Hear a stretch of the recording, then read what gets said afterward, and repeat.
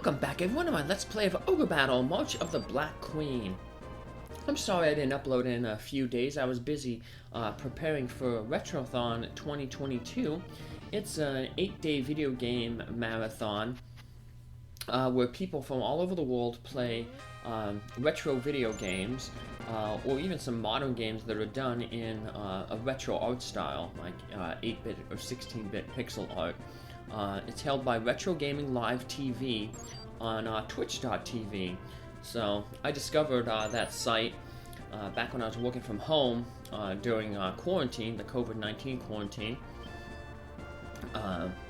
and just you know, gave me something to listen to in the background while I was doing my office work. And it was really interesting. They have a yearly marathon. They also do a bunch of other marathons for charity, feed the kids. Marathon to help around Thanksgiving time to help underprivileged children. So yeah, really great group of people. They really helped me out. I'm not a live streamer. All these videos are pre-recorded and then I add commentary to them. So wasn't really familiar with the aspects of live streaming, but people really helped me out. Really great group of folks over there. So you know, it might be interesting if you know, if you never heard of them, to go check them out.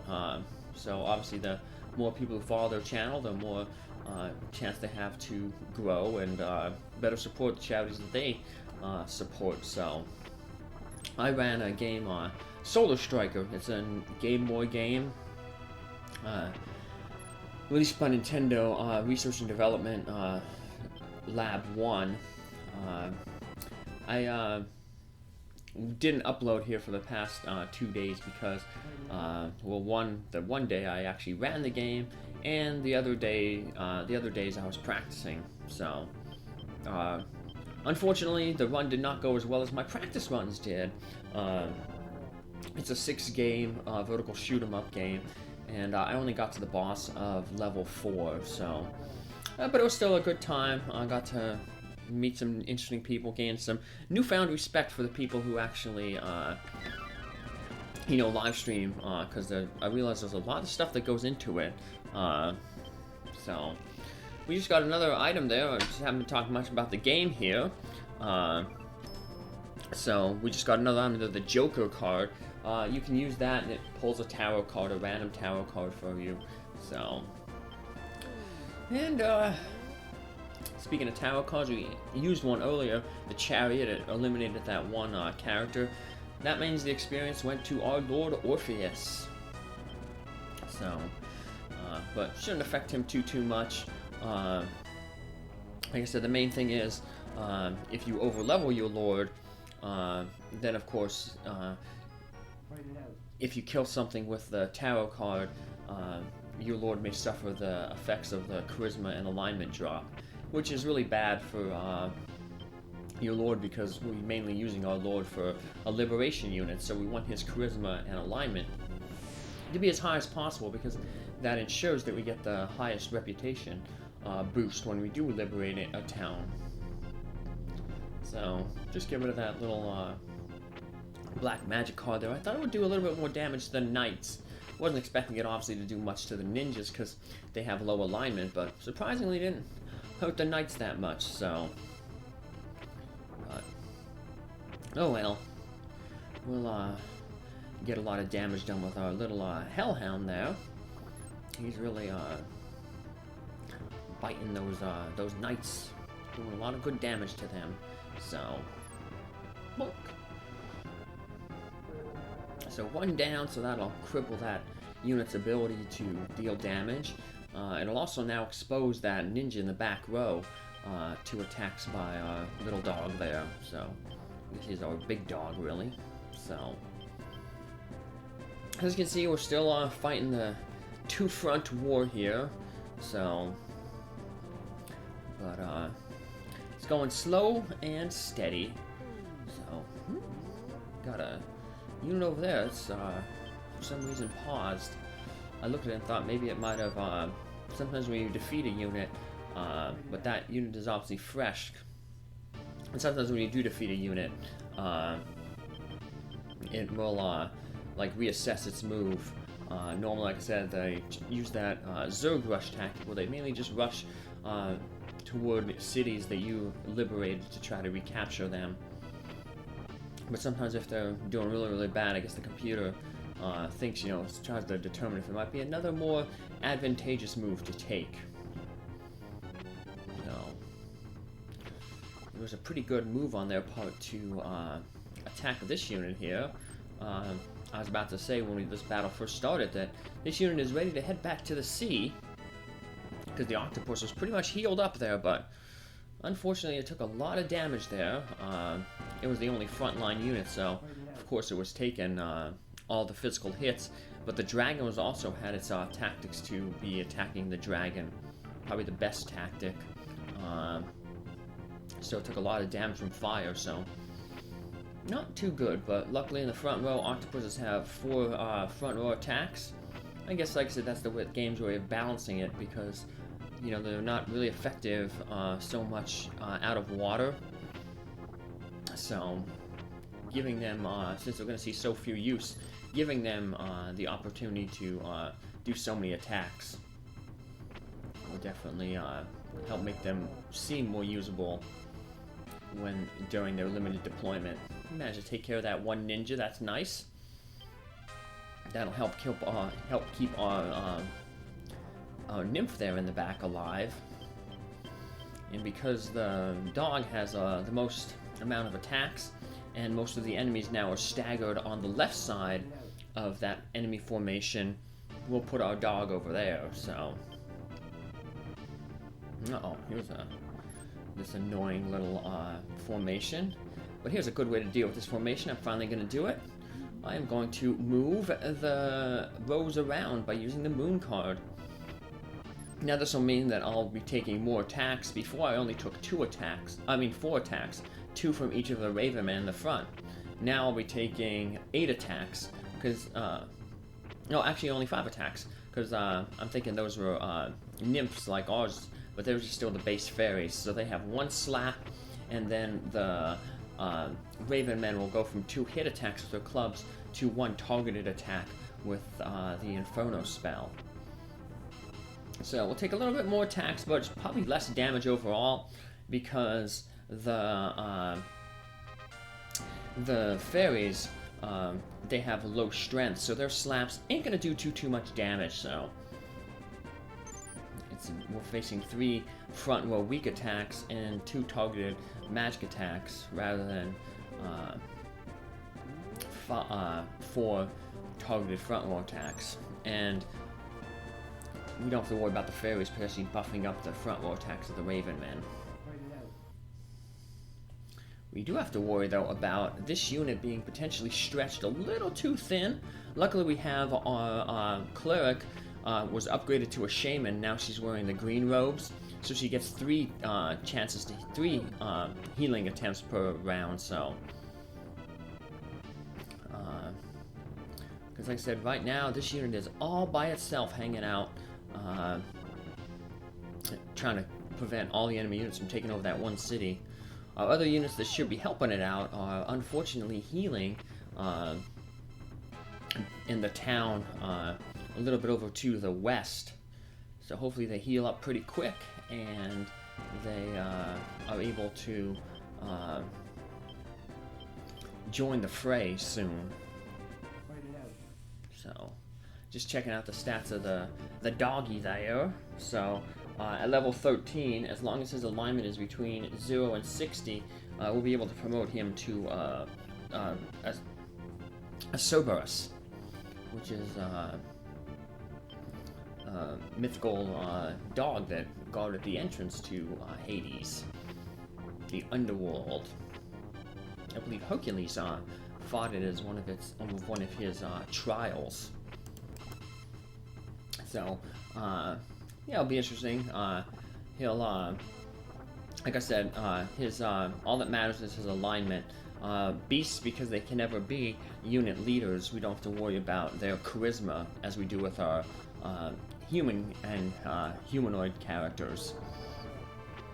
So, that's one less thing to necessarily worry about. So, all we gotta worry about is their alignment. And with this group over here, ooh, well, our octopus is still in danger. We're gonna have to retreat him out. But luckily, looks like the ninjas are their tactics are set to strong. I was gonna say that would be really bad if they are set to weak. Then they would all target the octopus, because he's currently our weakest member, and could probably do a lot of damage to him if they used, because they could exploit his elemental weakness of thunder. Ninjas have the fire, ice, and the thunder spells. They can hit all those weaknesses. And we got another time where we left a character with 1 hit point. We had that a lot in the last episode, so maybe we need to have look at all other units that are hanging out on this base here, and maybe have Rexen's unit move back. So it would be nice if we were able to put our tactics on weak to try to get rid of one of those wild men in the front there. But remember, if you put your tactics on weak, your characters will take more damage. And we can't afford to have our octopus take a lot of damage, because you can see he's taking a lot of hits up in the front row there right now. Potentially, if we had on the weak tactics, he might not have still be alive. But I was able to switch to weak there at the very end, because if you know how many attacks each of your opponents have when their attacks are all up and used up, well, obviously they're not going to be able to do any more damage, so you might as well change your tactics to weak so that you do the most damage. So, for instance, knowing right now, if we were fighting this battle, we know that these guys each have 1 Inferno. So now they use their each 1 Inferno, so they'll never be able to do any more damage to our party, so it would behoove us to put our tactics on weak if we wanted to eliminate them, but I don't want to put it on weak, because if I put it on weak, I might do too much damage and eliminate the leader. And I didn't want to run the risk of having that leader taken out, because then he would turn into the skull unit, and it would run back to the base to refresh. And we already know that unit is really annoying, because with the fairies in the back row normally. So we'll just do a little less damage to ensure that unit leader stays alive, and it'll come marching toward us, and then in the next battle we'll finish it off. And let's hope our cleric here finishes off all these ghosts, or our shaman I should say. Well, 75%. Good thing with the cleric is she has the shaman has 3 chances to finish off the ghost. So, all right, so we finished it off, and we still should get we'll still get 1 more healing left, assuming our little dog there doesn't go first and finish off the wizard. No. Jumping over to the other side. It looks like I forgot to move. I was thinking about moving the octopus unit. I thought I did. I thought I moved the imp unit over there, Matt's unit, forward, but oh well. Well, the good thing is we know that this unit's tactics are set to strong, so they'll only be attacking the person who has the most hit points. So now those ninjas will attack the cleric next, and we can don't have to worry about the octopus being hit, because the knight has already used his 1 attack. Knights in the back row only have 1 hit, so and we're gonna hope that nope, the octopus unfortunately is directly in the center, so we won't be able to target the ninjas on the left or the right. But we might have to readjust our unit in a little bit. But ping-ponging back and forth. So even though we're not directly on the city, we're close enough that if a unit does try to take it over, we'll be in a position to get into a fight with them. So, although we should move to the city pretty soon, because those ghosts, well, specifically the mage who was with the ghost, did quite a number on all our characters with that ice storm spell. So we need to get a little bit of healing, so position this unit on our on the city to heal up a little bit. Yeah, and hey, our doggy got another level, 2 more, and we'll be able to promote it. Alright, we got into a battle here without having to jump over. Similar units to the one we'll be fighting over there on the northern front. So, although this, we may end up, not necessarily having to go onto the city because our, shaman there is doing some pretty good work. Although I am a little worried about this unit, because the wild man, by his class, and the dog there in the front, they are both, you know, skewered toward the evil alignment, which means that they will fight worse during the daytime. So we want to get one of those other units up front, one of those night units, to get up there and start taking the brunt of the fighting up over the day. Also have to check this unit here, Rexanne's unit here, the octopus. They've been getting a lot of work in, so she may be very close to the promotion to shaman. Level 10, charisma 60 plus, alignment between 60 and 100 are the necessary requirements needed for your cleric to transform into a shaman. Switch the blue suit to the green suit. Well, Matt's fully healed up, so let's push him out to the front there. Give Rexanne there a little bit of a break. Two really weak units, so that's good. Bison's almost healed up. Have to check on that other unit over there. Yep, there we go. Sarah, she's can move forward. I'll have her liberate this city there because Orpheus is over to the on the eastern front. And one of the reasons why he's over there is because we've got to get some hidden treasure. He's making his way toward some hidden treasures. So, he already got the hidden treasure on the northern part of the island. So, now we just got to clear out the eastern side. We should hopefully clear out this unit here. We have 5 attacks to do it. So, ooh, and it only took 2. Nice. I think, like I said, it looked like we had a flash of green there, which means that that wild man must have a white magic weapon equipped if it did flash green. So, ooh, still need to get another. Yep, we need level 10, and we also need to get a little bit more alignment. Her alignment right now is only at 55, so. Basically, what we'll have to do is hopefully maybe get her into a fight with, or we can just do like this. I was gonna say we can get her into a fight hopefully with the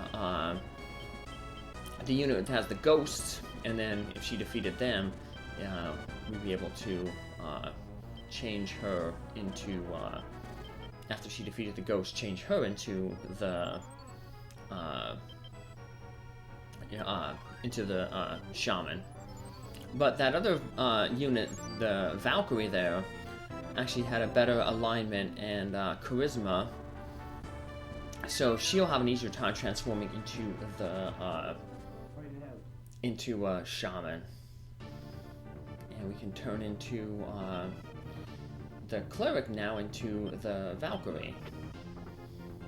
And she should be a good Valkyrie because she raised a lot of her intelligence as a cleric, so she'll be a good back row Valkyrie. And now that she'll be able to target enemies and actually deal damage, she might be able to get a few enemy kills easier, and potentially increase her alignment. But she's level 10, and many of the bosses, unit leaders in this area are level 10, and most of the cronies are level 9. So because she already even though they're a level lower than her, she may get that bonus from her class. So yeah, unfortunately, I accidentally put Teresa's unit, sent them back I sent them back to guard the base, but when I put them on the base, I accidentally selected to return them to base. So, unfortunately, wasted a little money having to redeploy them, but it's better to spend a little bit of money and make sure that your base is safe than run the risk of having an enemy sneak by and take over the base.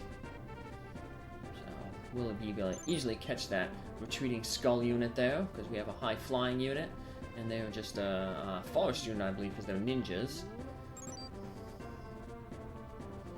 Got a little bit of work for our little worm here, who has been very disappointing this battle. We gave him that cool new sword, the relic sword, gave him plus 28 to his strength, and he's just been missing. That's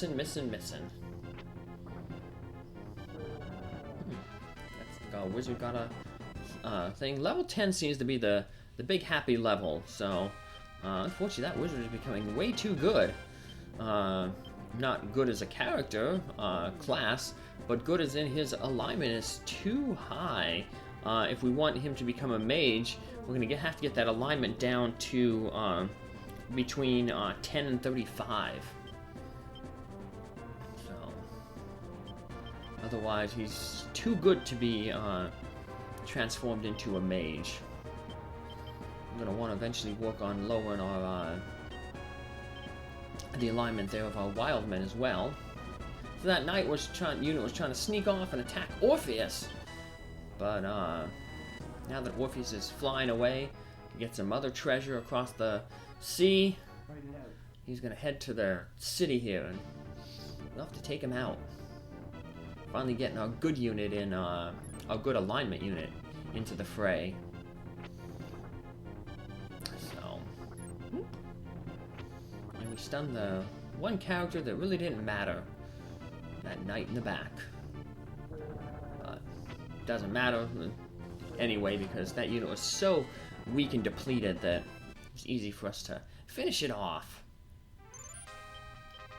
So let's start moving all our characters forward. It looks like we're not getting too much new enemy units popping up.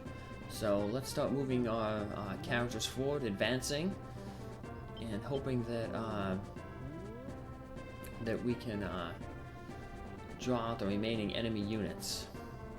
So you see down there in the southeast corner, we have a bunch of small little islands that look very suspicious, just like this little gap in the mountains there. So remember, whenever there looks like a suspicious area, like an open gap somewhere or an empty island, you might want to send somebody out there to check it out, because that's usually an indication of where there is a hidden temple or a hidden city or treasure. So the Black Knight Guards wants to take this island over and use it to hold all the Roshan temples in the continent at bay. Sadly, he's following the method of Governor Tarkin from Star Wars: A New Hope, where, as Princess Leia said, the more you tighten your grip, the more star systems will slip through your fingers. Well, not necessarily star systems in this case, but I guess districts. We already know that Gares is trying to, like I said, control the temples, and he's already executed the High Monk in charge of all the temples. So, hoping that they would bow to the Empire, but it seems like it's just strengthening their resolve against the Empire. And we are going to see that very thing when we recruit a special character. Ooh, there's another good sword, the Kusanagi sword. And that is another white magic sword. It's very similar to the Rune Axe. It gives plus 15 strength, and it is a white magic weapon, so good for taking out those ghosts or evil alignment units. We'll have to rotate our characters here a little bit so we can get this cleric unit to fight these ghosts. Because that's a good unit, the knights and the samurai and the witch, they don't have a cleric to heal up, to attack these ghosts and take them out. But once the ghosts are taken out, the mage falls really easily. So Too bad Capella didn't fall that easily back in the Pilgrim Forest. But now that the ghosts are out of the way, we can send the unit without the cleric to push forward, get some fighting in. I was mentioning earlier about how we'll see that coming up with how the Gares' execution of the head monk, how that kind of backfired, because we'll be getting a special character in this level. That's where we'll be getting those mermaids. I know I said in some previous episodes that we could recruit mermaids as a neutral encounter in the sea in this area, but I'm not going to bother doing it because I knew I'd be getting 2 mermaids when I get this new unit that's going to join our party. So, and that unit, we'll see, will be picked up from a hidden temple in where our little imp unit up there, Matt, is going to liberate shortly. Alright, fight it out. That has become the unofficial theme of this game. I guess because you hear it so often. As you can see, we do a lot of fighting in this game. So, well, I guess that makes sense. I mean, we're taking on an entire empire. So, of course, we're going to have a lot of soldiers to in their ranks to send at us to try to stop our rebellion. Trying to stop Orpheus. But even though the Empire has numbers on its side, the rebellion has our tactician Orpheus, who's been doing a stand-up job so far of taking care of business. Well, we got close enough to find the temple, but not close enough to liberate it. Speaking of liberation, it's a good thing we drew that moon card earlier, because we drew it right in like a few more seconds. We probably would have had our tribute, our income be brought in. So because the time went basically from high noon to basically midnight. We get an extra 12 hours to liberate some other cities and potentially get more tributes. So, because we will not want to take one other day to finish this area up. So, if you take too long to liberate an area, because you're getting a tribute every day, the people, your reputation can suffer. And it depends on the map. How many days you have, but if you stay on, like I said, too long, the people get tired of giving you money. I am Asia, the daughter of the Grand Monk Ferris. When I heard that the Black Knight had come to Avalon, I returned as quickly as I could. But it seems to have been too late. I must have revenge for my mother. Please allow me to join the rebels. Let me get revenge. Thank you. I'll fight with you to the death. And they have a little bit of there's like a piece of dialogue that they that shouldn't have been there. It says like, not only have you destroyed, that's from a later text. And we'll get a special text when we actually, if we deploy her unit to confront Gares, the leader. And that makes sense because, hey, Gares, Gares executed her mother. So of course she'd want revenge. And we got a sneaky mermaid there unit sneaking around. Probably snuck over that way because it's Orpheus's unit was hanging out over there, and well, like I said, most of their flying water units will head on the northern path. But I guess their AI was manipulated because of the having Orpheus over there. So, but we have some flying units. Like I said, Matt's unit is close by. That's the Imp unit there. That low flying, and we also have Bison's unit. He's the wizard with the worm and the golem. He's a high flying unit, so we'll be able to push them down, should be able to intercept that mermaid unit down in the water. Because obviously, they're a water unit. They're going to want to stay in the water where they have their best, terrain advantage. And if they, for some reason, manage to sneak past our flying units there that will be sending down to intercept them, well, that's why we have Teresa's unit hanging out there, the princess unit, back at the base. So, it's a good tactic to have, even though for the most part, enemies always have their same, AI script. They'll tend to attack in the same manner. Sometimes there are some deviations to it, and it's during those deviations that, it's always good to have, a spare unit just hanging out in the back. So, we could, of course, had Aisha's unit there hang out in the back, but we want to get her to the front as quick as possible to confront Gares, so we can finish this map up. According to the legend, the souls of warriors killed in battle gather in Avalon. They are set to stay to protect the forces of good from those of evil. So, I guess it's kind of like Norse mythology in a sense that, souls of warriors gather here. It's like a little Valhalla. Actually, this Avalon in Celtic mythology has some parallels to, Valhalla. That warriors kind of gather there, and that maybe has to do with the old Arthurian myth, because Arthur was said to be taken there after the Battle of Camlan, in which he was seriously injured. Basically, he went there to heal and never really returned, so it's almost like, he's either in the afterlife there, or he's, waiting there to come back when he's needed. So, but, yeah, it's interesting how a lot of myths tie in with one another. Myths from one culture are very similar to myths from another culture, so. I took a mythology class in high school. It's very interesting, so. Let's see what interesting things these people have to say. Ooh, that's a good card. Put all enemies to sleep. And we like the alignment increase. The position of Grand Monk of Avalon has always been passed from mother to daughter. The Grand Monk has fought to protect the forces of good from those of evil. Grand Monk Force gave her life to Gares as part of that battle.